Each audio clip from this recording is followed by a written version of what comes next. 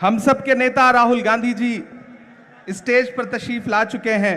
न तेरा है न मेरा है, ये हिंदुस्तान सबका है। नहीं समझी गई ये बात तो नुकसान सबका है। जो इसमें मिल गई नदियां वो दिखलाई नहीं देती, महासागर बनाने में मगर एहसान सबका है। बेल्लारी और उसके आसपास के मौजूद लाखों की आवाम यहां पर आदरणीय राहुल गांधी जी भारत को जोड़ने की मुहिम लेकर के कन्याकुमारी से अपने साथ हजारों लाखों की तादाद में लोगों को लेकर के निकले हैं और ये यात्रा शहर शहर, गली गली, गांव गांव होती हुई कर्नाटक के बेल्लारी शहर में है। मैं आपसे बात करने के लिए आया था, लेकिन तब तक हमारे नेताजी राहुल गांधी जी आ चुके हैं। मैं अपनी वाणी को विराम देता हूं और बस इतना कह रहा हूं कि राहुल गांधी जी की जो ये मुहिम है, इस मुहिम के लिए हिंदुस्तान का एक एक शख्स राहुल गांधी जी के साथ खड़ा है।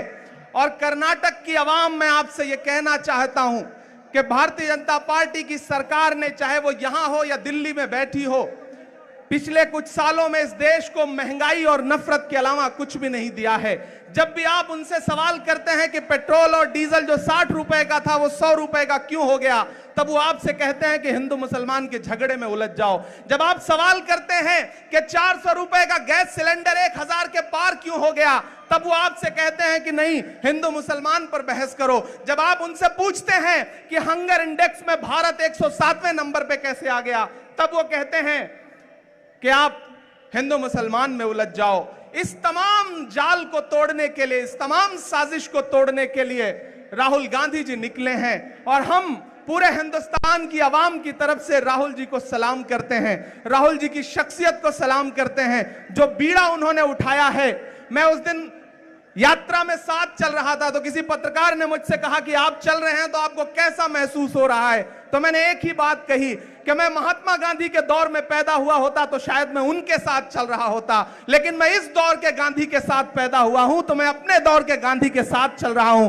और मुझे ऐसा लग रहा है कि मैं एक ऐसी मुहिम में चल रहा हूं कि आने वाली नस्लें जब पूछेंगी कि जब मुल्क में नफरतों की आग लगी थी, महंगाई आसमान को छू रही थी, दिल्ली की गद्दी पर बैठा हुआ हाकिम बात करने को तैयार नहीं था, ऐसे में आप क्या कर रहे थे, तब मैं फख्र से कह सकूंगा, गर्व से कह सकूंगा कि मैं अपने नेता राहुल गांधी जी के कदम से कदम मिला करके कन्याकुमारी से कश्मीर तक अपने पांव के छालों की परवाह किए बिना जा रहा था और भारत को जोड़ने की कोशिश कर रहा था। मैं एक बार फिर से राहुल जी को सलाम करता हूं और मैं जानता हूं कि चाहे बारिश हो या आंधी, नहीं रुकेगा राहुल गांधी। राहुल जी आगे जाएंगे और हम सब उनके साथ खड़े हैं और कर्नाटक से लेकर के दिल्ली तक ये जो नफरत वाली हुकूमतें हैं इन्हें रख देंगे। कर्नाटक में नफरत का नाटक अब और नहीं चलेगा। मैं आदरणीय राहुल जी का एक बार फिर से बहुत बहुत स्वागत करता हूं। धन्यवाद।